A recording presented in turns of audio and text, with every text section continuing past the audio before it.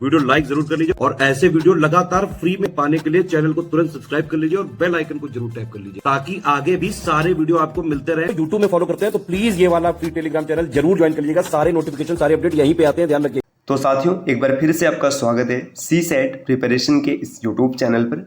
आज की इस वीडियो में हम लोग आरओ री एग्जाम के लिए रीजनिंग के टेस्ट नंबर 24 का डिस्कशन करेंगे। देखिए, इस टेस्ट में लगभग 14-15 के आसपास क्वेश्चन है। आप वीडियो को पूरा देखिएगा। आपके कितने प्रश्न सही होते हैं आप कमेंट करके ज़रूर बताइएगा। तो चलिए शुरू करते हैं आज के इस इंटरेस्टिंग क्लास को। इससे पहले एक ज़रूरी सूचना है साथियों कि अगर आप आरओ की कंप्लीट तैयारी करना चाहते हैं तो आप टीम के पेड कोर्सेज को फॉलो कर सकते हैं, जिसके लिए आप इनमें से किसी भी नंबर पर कॉल या फिर व्हाट्सएप कर जानकारी प्राप्त कर सकते हैं। चलिए अब बढ़ते हैं आगे क्लास की ओर।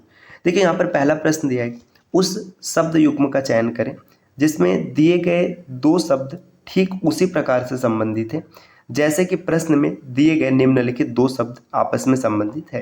देखिए, कोच का संबंध है खिलाड़ी से।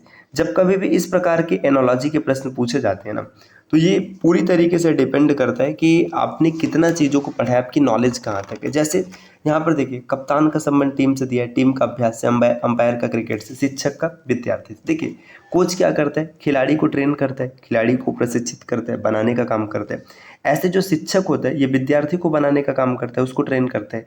तो विकल्प डी इसका सही उत्तर हो जाएगा।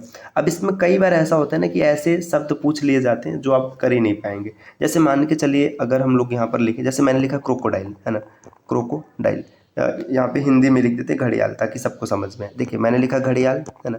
अब घड़ियाल के बाद मैंने यहाँ पर लिख दिया, है ना, बिलो, है ना, बिलो लिख दिया गया। अब इसके बाद मैंने यहाँ पर लिख दिया हिन, है ना। अब हिन मतलब मुर्गी।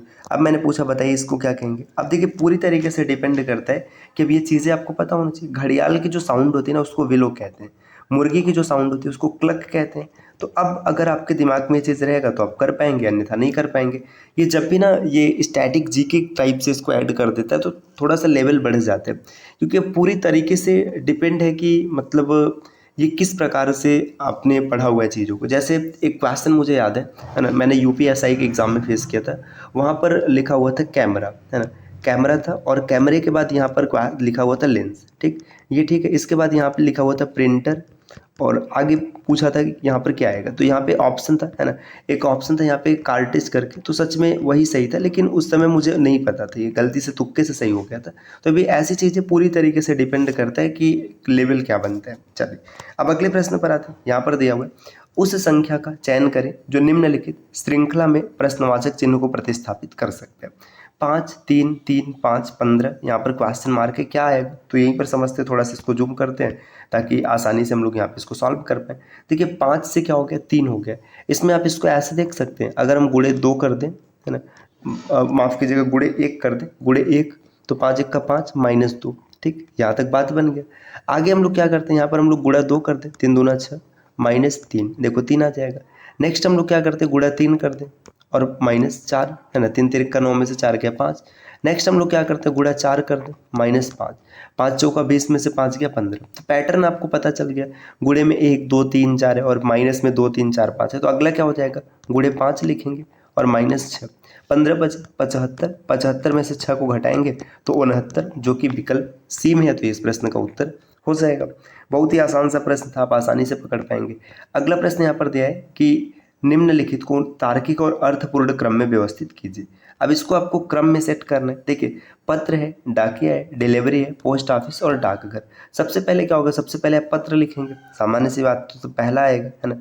पत्र लिखने के बाद क्या होगा, पत्र लिखने के बाद आप रुकिए, एक को सही कर लेते हैं, ये क्या बन रहा है ना। देखिए, आपने पत्र लिखा, पत्र लिखने के बाद आप उसे कहाँ ले जाएंगे, आप उसे पोस्ट बॉक्स में ले जाएंगे, है ना। पोस्ट बॉक्स मतलब तीसरा, फिर पोस्ट माफ़ कीजिएगा चौथा है, पोस्ट बॉक्स में डालने के बाद क्या होगा, पोस्ट बॉक्स में डालने के बाद ये पहुंचेगा डाकघर में, पांचवा हो जाएगा। डाकघर में आएगा तो डाकिया के पास आएगा और डाकिया इसको डिलीवर करेगा। तो 145-23 विकल्प डी इस प्रश्न का उत्तर बन जाएगा। अगले प्रश्न को देखते हैं, निम्नलिखित आरेख का अध्ययन करें। ठीक है, आरेख दिया है, जो हेक्सागन है ये पर्सन्स हैविंग अ कार, मतलब ऐसे लोगों को दिखा रहा है जिनके पास कार है ना। हेक्सागन का मतलब कार है। पर्सन्स हैविंग ए मोटरसाइकिल, ये जो रेक्टेंगल है इसका मतलब है कि लोगों के पास मोटरसाइकिल, मैं यहाँ पे बाइक लिख दे रहा हूँ समझने के लिए। और ट्रायंगल दिखा रहे पर्सन हैविंग अ साइकिल, इसके पास साइकिल होगा। तो आपको बताना है कितने लोगों के पास मोटरसाइकिल है। अब कितने व्यक्ति ऐसे जिनके पास मोटरसाइकिल है, मतलब आपको सेलेक्ट करना है इस रेक्टेंगल को। देखिए अब यहाँ पर रेक्टेंगल को सेलेक्ट करेंगे, इसमें जितने लोग आएंगे उतने लोगों के पास क्या होगा, मोटरसाइकिल रहेगा। तो देखिए 9 7 16, 16 और 6, 16 6 कितना हो जाएगा 22, 22 3 25, 25 और 7 32, 32 लोग ऐसे हैं जिनके पास मोटरसाइकिल है। यहाँ पर 3 लिखा है, ये 7 है, ये 6 है, ये 6 है और 7 है और ये 9 है। अगले प्रश्न पर आते हैं। प्रश्न संख्या 5 दिया है कि दी गई आकृति में कुल कितने त्रिभुज है। ये प्रश्न कल हम लोगों ने किया हुआ था, जो टॉप 10 प्रश्नों की सीरीज थी। बहुत ही आसान सा प्रश्न है। सबसे पहले आप इस खंड को देखेंगे। देखिए ये जो बना हुआ है, यहाँ पर अगर आप देखेंगे तो इसमें आपको कुल 10 त्रिभुज मिलेंगे। कल पढ़ाया गया तो इतना याद है, बाकी आप इसका बेसिक सा तरीका याद रख सकते हैं। n ब्रैकेट में n+1, जो n होता है ये खंडों की संख्या। जैसे यहाँ पर 1 2 3 4 खंड है तो n की वैल्यू 4 रखिएगा। जब 4 रखेंगे तो 4 और 1 5 हो जाएगा, सीधा सीधा 5 हो गया और बटे में 2 हो गया। हल करेंगे तो 10 आ जाएगा। एक त्रिभुज ये साइड में 11 और एक यहाँ पर है 12, तो इस आकृति में 12 त्रिभुज है। विकल्प ए इसका उत्तर हो जाएगा। अगला प्रश्न यहाँ पर दिया है। देखिए ये प्रश्न भी कल की क्लास में किया गया था। आपको बताना है कि इनमें से कौन सी संख्या है जो 2 6 और 42 से संबंधित है।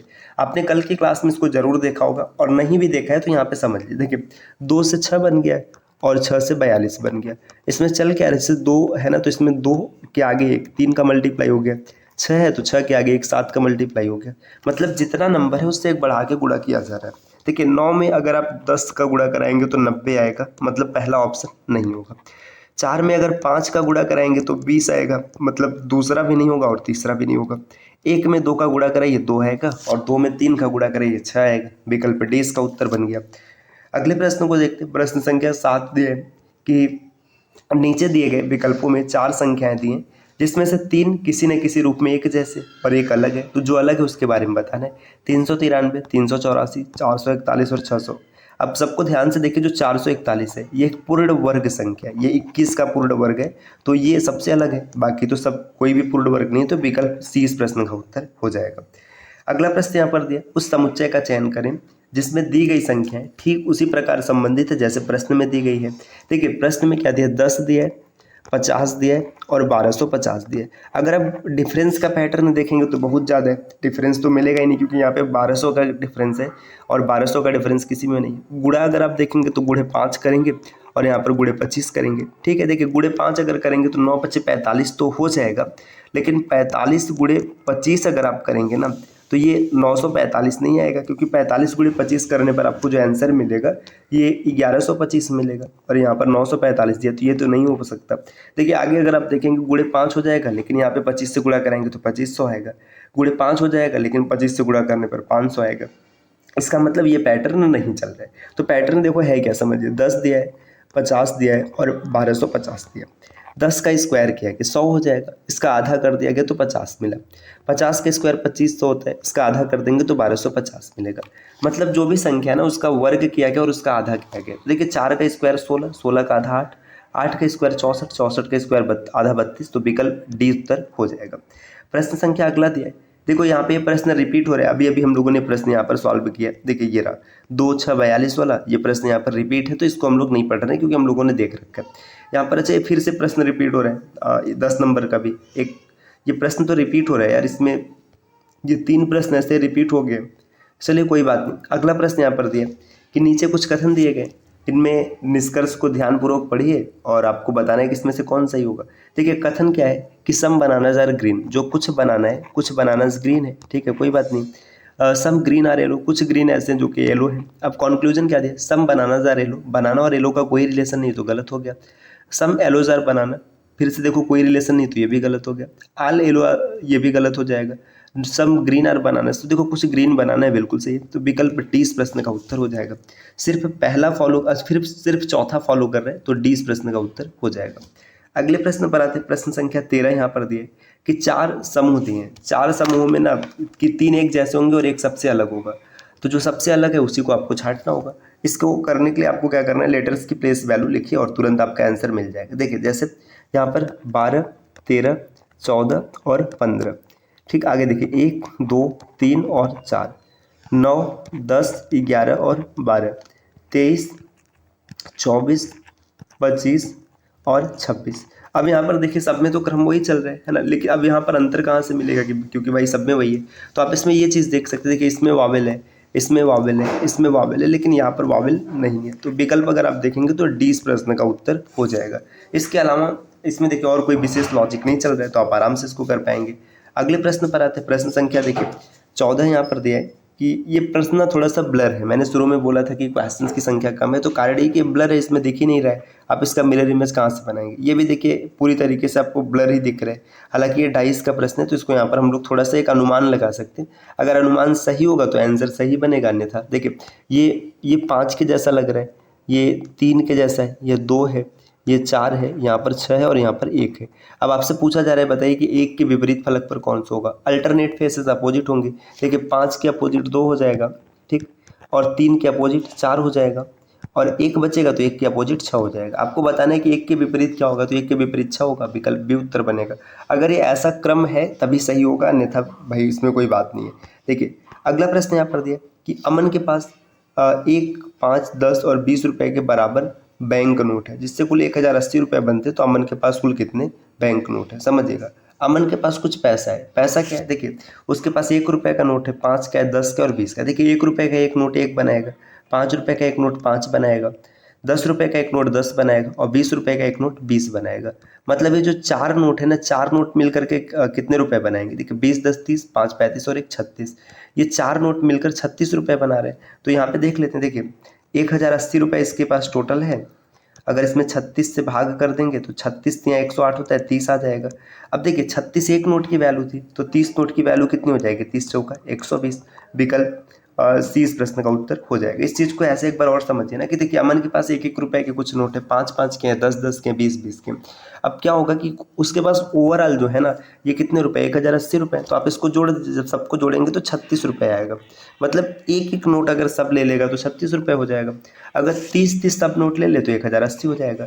तो साथियों आज की क्लास रही जिसमें हम लोगों ने प्रश्नों का डिस्कशन किया है। इस प्रकार के सीरीज आपको लगातार मिलते रहेंगे, बस इसके लिए आपको चैनल को सब्सक्राइब करना है। और अगर आप RO या फिर UPPCS जैसे एग्जाम की कंप्लीट और सिलेक्शन वाली तैयारी करना चाहते हैं तो आप टीम के पेड कोर्सेज को फॉलो कर सकते हैं, जिसके लिए आप इनमें से किसी भी नंबर पर कॉल या फिर व्हाट्सएप कर जानकारी ले सकते हैं। ये ज्ञान सर का व्हाट्सएप नंबर है, आप यहाँ से व्हाट्सएप के माध्यम से भी जुड़ सकते हैं। तो मिलते हैं साथियों आपसे अगले वीडियो में कुछ नए और इंटरेस्टिंग इन्फॉर्मेशन के साथ। तब तक के लिए नमस्कार।